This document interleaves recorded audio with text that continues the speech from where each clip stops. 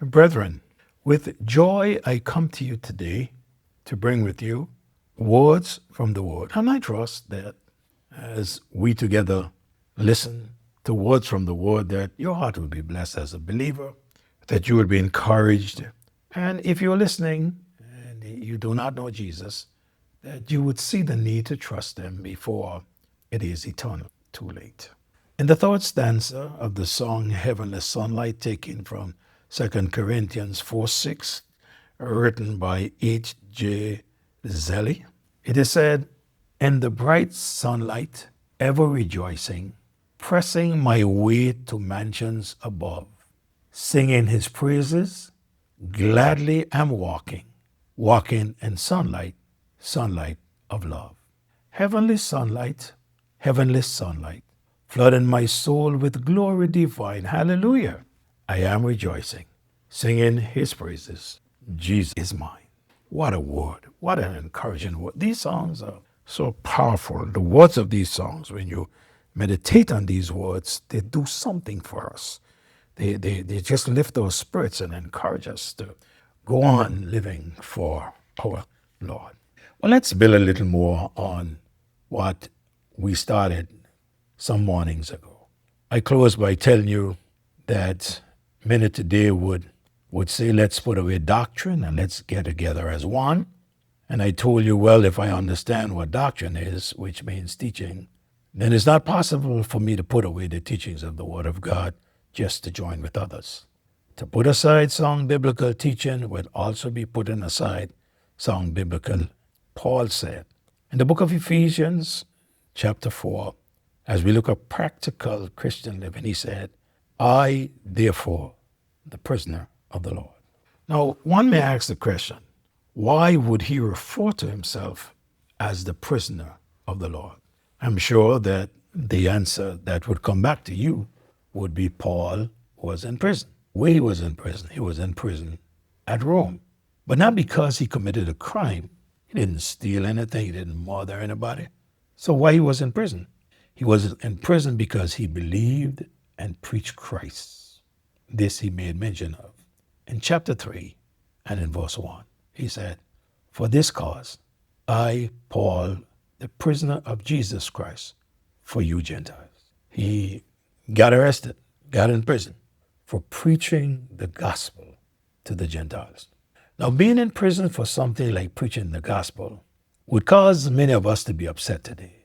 But this man knew what it meant to be content. He knew what it meant to be in Christ. He knew what it was to be in the will of Christ for his life. He knew his life was not his own. He was bought with a price. So instead of complaining, he used his time to write to the believers to encourage and teach them what is expected of them. "I beseech you to walk worthy of your calling, with which you are called," are his words. The word beseech would carry the meaning of words like, "I beg you," "I urge you," "I plead with you," "I appeal to you," and so on. Now look how it is said in the New King James Version. Let's look at beg. In the book of Jeremiah 38 and verse 20, but Jeremiah said, "They shall not deliver you.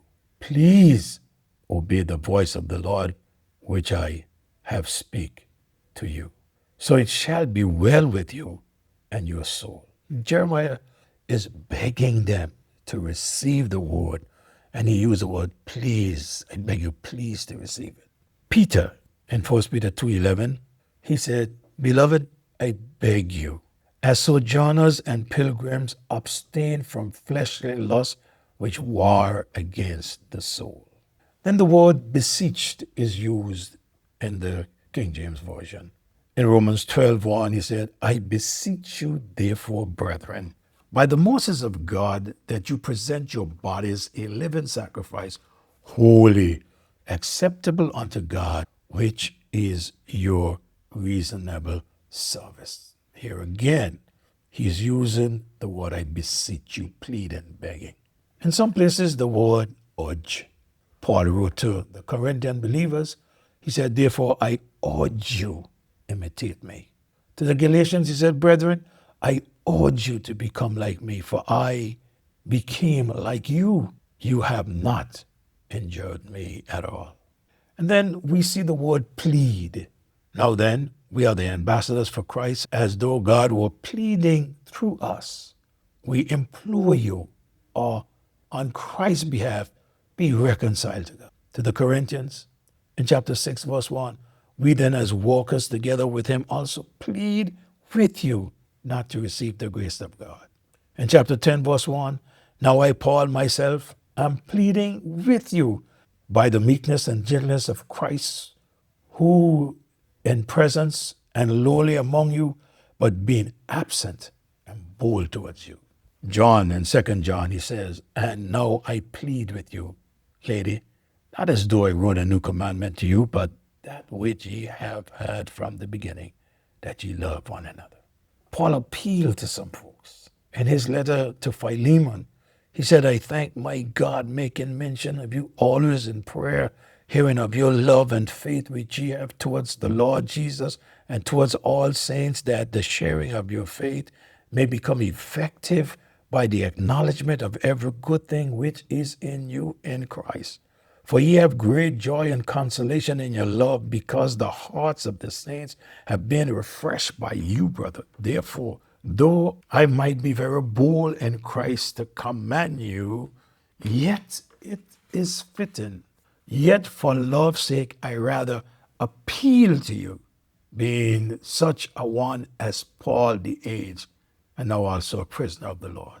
And verse 10 he said, I appeal to you for my son Onesimus, whom I have begotten while in these chains.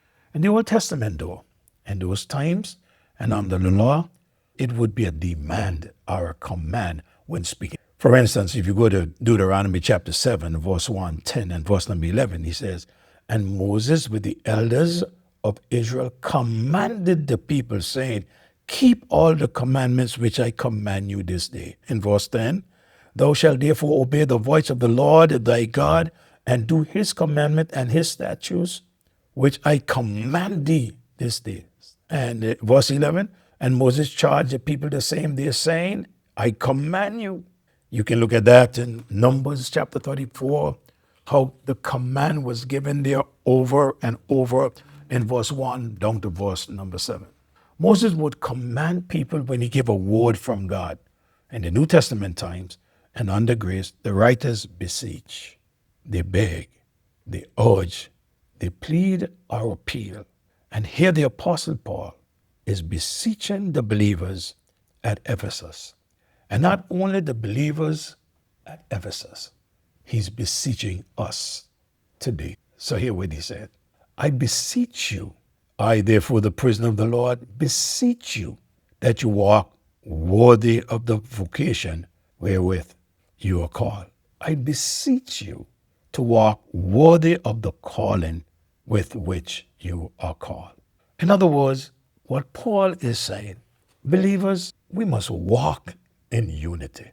In the chapter before, he explained the unity of the Jews and the Gentile believers, and he prayed that mutual understanding and that unity be shown through the love of Christ.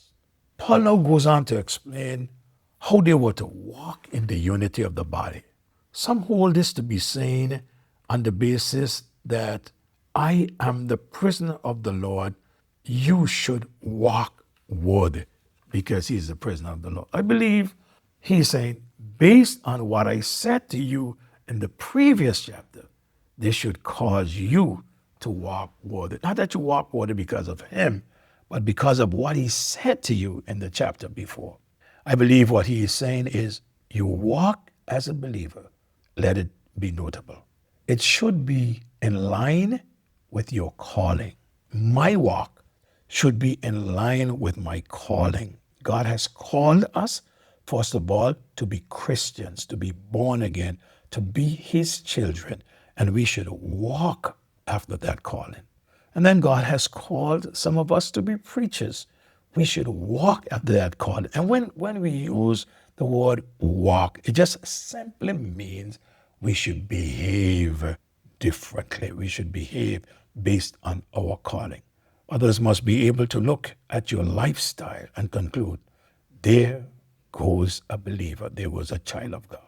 It is said that worthy here carries the meaning of equal weight, which means one's calling and conduct should be in balance.